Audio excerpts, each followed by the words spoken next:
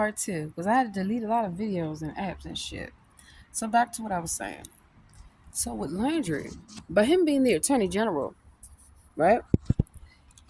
He was in a position that if there was any criminal, it should be handled. So when Mr. Alton lost his life, why wasn't that handled? I know about the New Orleans, the Maryland State Trooper police who recently killed somebody. And it's a lawsuit that's been filed. So when somebody says that they want to bring in their police, why would you trust them? They're already robbing the residents blind in every parish. It's not just Nolens. Nolens is just the most infamous parish. It's everywhere across the boot. And let's see, what else has he done? Oh, there's plenty more. So when you have anything to do with a political campaign, you normally have to file specific paperwork, the Office of Campaign Finance or your local jurisdiction. And everything has to be accordingly, meaning there's limitations on donations. There's individual contributions, there are corporate contributions, contributions, the whole nine. And so, what a lot of people do when they want a specific person to guarantee a seat is to create super PACs where they can then funnel the money to you. And then you funnel the money to this person. And then you all are able to wash the money. That's how it goes. And so his ass, he wants to go to Hawaii. Okay. Unfortunately, the guy who paid for his flight and his accommodations is a convicted sex offender. So he's already in cahoots with some dangerous individuals who mean no good for anyone except Jeff Landry, because that's their massa. That's who they report to. Same thing with the New Orleans PD. They know it. Did I not record them and walk up? Hey, y'all mad? I'm here about the mayor. Where y'all jobs gonna be? Cause it ain't just Vapey. It's a whole bunch of them. They ain't got time to protect the city and keep it safe because they're too busy. Who the hell works 16 hours in one day? That's also why I can't trail. And all of them are under investigation because they're all connected. All the mayors have to check in with the governor. And who does the governor check in with? The commander in chief. That's the hierarchy. So you have to kneel and kiss the ring. It's the hierarchy. Except for when people say they had enough and they start suing your ass and investigating you because you can't have it both ways. So I see that with this consent, my job is to go down to Capitol Hill and make sure it doesn't happen. And then go to New Orleans. Well, I'm coming back anyway. But to make sure that he is stopped. Oh, I already reached out to the governor. I already emailed him to make it clear. I already know what you're up to, asshole. Bring your troopers to New Orleans. So that way I can make sure I get the military in your ass. You want to have a state of emergency. You commit treason against the Louisiana Constitution.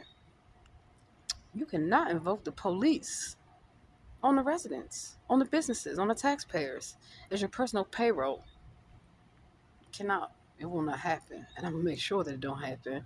That's why I was down there making sure I check in with some folks and let them know I know what the fuck is going on and y'all better stand up to this shit.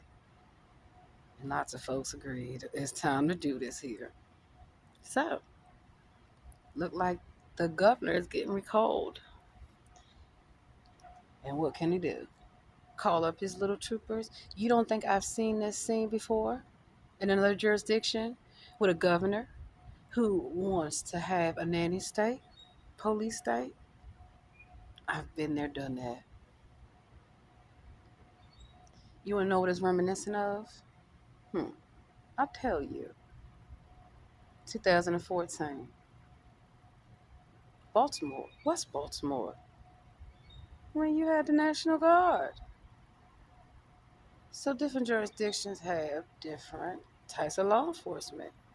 Some jurisdictions like Washington, D.C., there's so many different layers of law enforcement that, they usually have to figure out who has jurisdiction. Every government agency has a police force. Every government agency. And every elected official office, they have an executive protective force that investigates any threats, any crime, any of that, as well as data breaches and hacks and ransomware, spyware. I mean, nowadays, most terrorists, they don't show up, they send you a message or they ransack you and hack you and take everything you got and drain you, your accounts, everything, the whole nine. Why I'm studying cybersecurity, because that's how most terrorists these days act in a cyber environment. And that also trickles down to when I was in Nolens and I saw these cameras, and they clearly are police cameras. I tell people, you know, them cameras are watching y'all. They're like, oh no, they're just there. I said, no, their cameras are there to watch you. And who's watching you? The government. And if they don't like what you say or what you do, what are they going to do? Well, it's funny because I was at a nice little pub. It was beautiful. I had a garden outside. I was all to myself. Nobody was there but me. I had the whole garden to myself, smoking, eating, having a great time, and getting my homework done. And then here later on comes some government official, and I busted him because when he walked in there, he was too keen to try to talk to me. First thing these undercovers and confidential informants want to do is talk you up and chat you up. You don't know them. Don't talk to them. Hit them with a question when they ask you a question. So when he asked me a question, I said, I'm here from DC. And he's like, oh, I said, yeah. You know, the mayor's going to fucking prison. And he said, oh. I said, where you work? He said, oh, I'm a government employee. I said, I already know you work because you're a mark. Get your ass. And he sure enough rolled up out of there. He had no choice. He's busted. His cover's blown. See, that's how they go. They roam the streets looking for information, making anything up, hoping to get you. So you, as a citizen or anyone, can't hold them accountable. Say, hey, you're stealing all the fucking money. There's trash on the damn streets. There's homeless on the streets. Crime. And so, who's responsible for that? Well, Cantrell and the mayor before Cantrell. Just like the governor before Landry. It always predates. When one person gets into a position, they usually have a handoff of power. That's why some people can just seem to be untouchable. They can do no wrong. While everybody else is going to jail and all that shit. So part of with studying corruption, by definition of virtue of the law, if you are an attorney general, you're held at a higher standard than an elected official who's not a lawyer. Because once you have a law degree, that means you've passed the bar. There's ethics, there's a code of conduct. It's like a doctor. If a doctor gets sued for malpractice or any type of accident, whatever could happen in the healthcare industry, a registered nurse would not be held at the same standard, clearly, because of the credentials that they have. So when you take the Hippocratic Oath as a doctor, that means you're held to that standard. And if you don't know, with the healthcare industry, there's actually the symbol of Sekhmet, the Egyptian goddess, who's wrapped around what they call the egg. So, back to what I'm saying with healthcare. I've also seen that scam before with the healthcare industry, where when the healthcare exchange came out,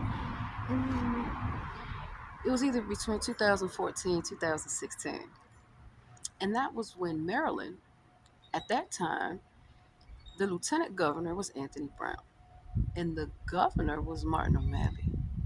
Now, Martin O'Malley had been the mayor of Baltimore and did a fucked up job. Nobody likes him. Nobody. And part of why is because of his zero tolerance policies with the police. So before you had the Baltimore Gang Task Force, all those Baltimore PD officers sitting in prison for planting evidence on people, for doing false arrests, all kind of stuff. You had Martin O'Malley, the governor, and he is the character Frank Carcietti. on the show called The Wire. And I know because I have met Antoine Glover, Big G. What's up, Big G? Plenty of times. Plenty of times. And so with that show, it kind of showed you how Baltimore really got down with the get down. Okay. Well, when you have a governor, wait, before he became the governor's mayor, and look it up, he did mass incarcerations of black and brown people specifically, but also Irish. There's a large percentage of Irish like Martin O'Malley, and they primarily live in South Baltimore. And I would know because I worked on a lot of campaigns, like all their fucking campaigns, all these people that I'm mentioning. And part of why is because when you're violating people's civil rights, zero tolerance pretty much means we could just make shit up. We don't care. It's zero tolerance. We think you're guilty, so let's go. So there are many people that are sitting in jail that are innocent because I've worked with the Innocence Project to investigate corruption in cases because I catch them. A lot of people, they can't catch them because they don't know how to look at it from that perspective. Most people automatically assume in a courtroom or in life that a police officer is telling the truth, that a doctor is telling the truth, that a judge is telling the truth. You get what I'm saying? So when that person holds that position, it makes it hard for anyone to say, no, they can't be unless you have concrete evidence, unless you have factual evidence. Now, you have to look at things where if the police can just, like New York City, do you remember who used to be the mayor of New York City? Rudy Giuliani. That's why I'm laughing. His ass is broke. He doesn't have $83 million, $83.3 million to be specific. He doesn't have it. He's broke. He's broke it. Good. Well, Rudy Giuliani was the mayor of New York City. And he also, or was it Michael Bloomberg? Because, they work in tandem with each other. They also had a stop and frisk policy where they could just stop you and frisk you, violate your constitutional rights, unlawful search and seizure, freedom of speech. You should ask the Beatles about freedom of speech. Or even if you don't agree with the Hustlers Club, Larry Flint had an excellent case against freedom of speech. However, when it comes to things that are indecent or in that regard to the public, that's where freedom of speech draws a specific line in the sense you cannot just say what you want to say. Defamation. Ask a woman in Fulton County who got all that money from Rudy Giuliani about defamation of character. You cannot make accusations against people and just lock them up because the impact that it has on somebody's life means you are depriving them of their life, their liberty, and the pursuit to happiness. Where does that language come from? Look it up. Not only the Constitution, but there's something called Bill of Rights. And that's something that the government doesn't talk about anymore. No one seemed to notice that. They always refer back to the Constitution and they uphold the Constitution because they're a fucking con artist. That's why it's called the Constitution. They're con artists. Now, if an attorney general breaks the law, who investigates the attorney general? The attorney general. If the police break the law, who investigates the police? The police with internal affairs. And when the government fucks up, which is typical, who investigates them? Their cells. They will say, they'll call their front up and say, we're innocent. No, bitch, you're not innocent. You're guilty. Yeah, this is going somewhere. Now, run your mouth. You won't. And that's why they get angry. Because the facts don't lie. And see, in a courtroom, you can't just say what you want to say. So that's why I try to tell people that before you say something, about anybody or to anybody, you best make sure that what you're saying is the truth, the whole truth, and nothing but the truth. Because if it's not, your life will be ruined. You will be sued, and everything you have will be gone. First, it will be a lien on your property. It's gone. Then it'll be a garnishment of your wages and your pension. That's gone too. Then what will you have? Your bank accounts will be frozen. You can't even get into your own account. So if the FBI decides, hey, you're speaking against the government, you must be a terrorist. Well, you're going to be black flagged. Not blacklisted, black flagged. It means anywhere that you go, it's going to be an alert. And wherever I go, they're on high alert all the time. And I laugh at them and troll them. So I was just in Fulton County. I don't just say things, I actually show up because that's part of being a good advocate and building a coalition. So if I get enough states to start suing, like I promised I would, I can sweep the whole southern states. I don't even need anything from up beyond DC. You have to know about the electoral college and how things go. And when people get fed up, part of the reason why they have mass tort cases is because if you get enough people to file class action lawsuits, you therefore have enlarged not only the award, but the number of people who are coming forward. And that cannot be ignored. One or two people, they can settle. They give you some money and say, okay, NDA, non disclosure agreement, can't say a word. Or, you know, they just say, hey, we're corrupt and what are you going to do about it?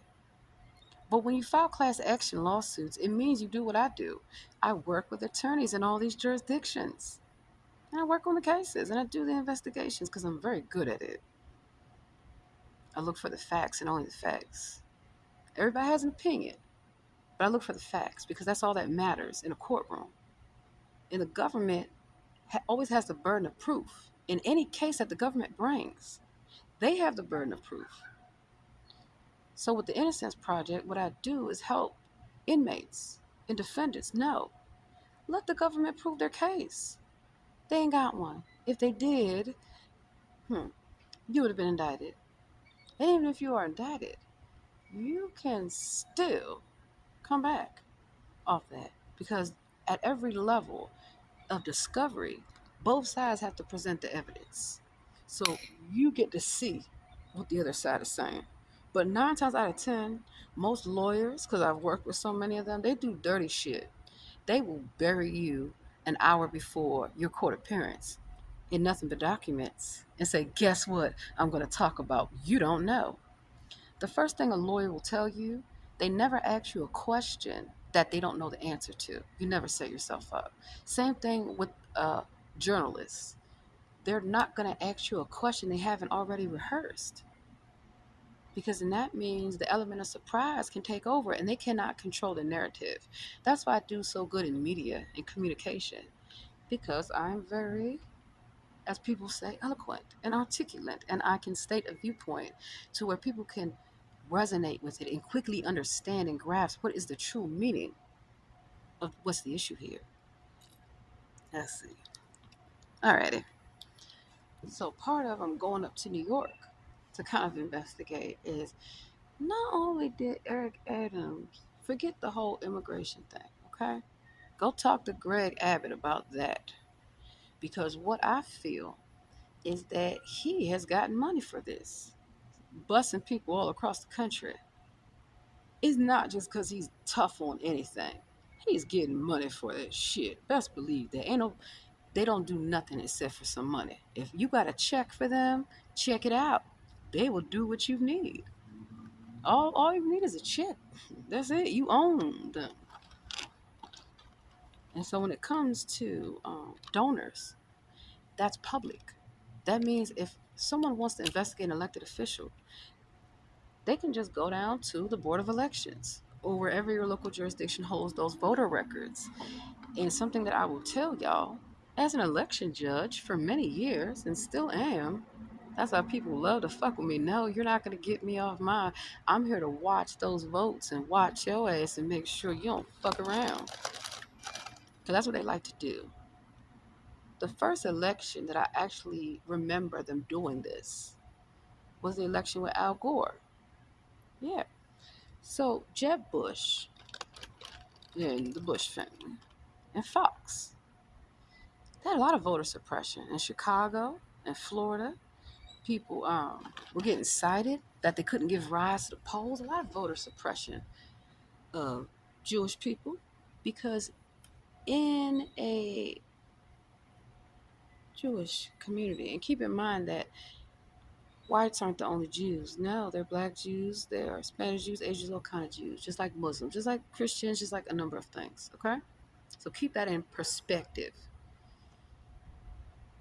You wouldn't vote for somebody that's against what you stand for. But on all of these elections, what they do to confuse the voters, they put up ballot referendums and ballot questions, very similar to every jurisdiction. And if they ask enough questions, you don't ask enough questions. Oh, how do I feel about this? How do I feel about this? Oh, I never really heard them speak on it.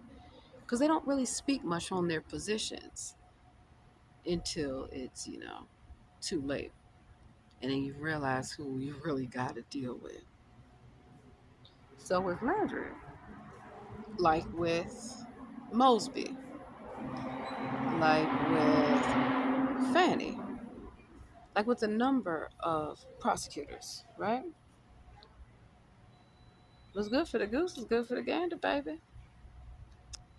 And when it comes to mayors, yeah, if Nagin had to go to prison, where's everybody else that had gotten all that money? You think Nagin just got all the money for Hurricane Katrina? Hell no. And he said it. He pissed off the wrong people. And that's normally how the game goes when it comes to these elected officials and the laws. Because at the government's disposal is the other form of law enforcement, and that is the judicial aspect of law. So we've already discussed law enforcement, the role of the lawyers, the prosecutors, the defense, the plaintiff, the defendant, the whole nine. But there's that other element, and that is the court employees,